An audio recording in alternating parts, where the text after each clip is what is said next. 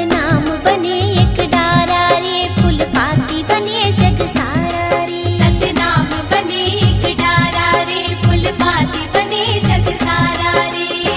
सृष्टि की ये पावन धारा, चरण अमृत कुंड है जलधारा, चरण अमृत कुंड है जलधारा।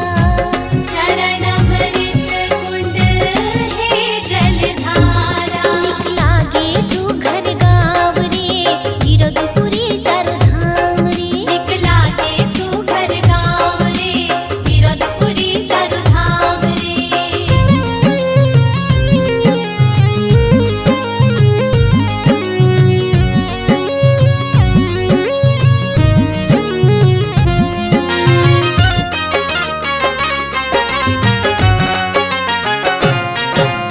ओ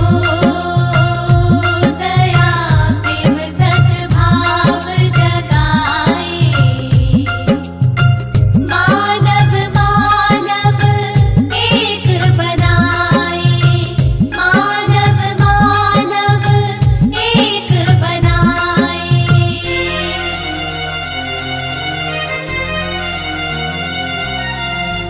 मंदिर मस्जिद है गुरुद्वारे, सतना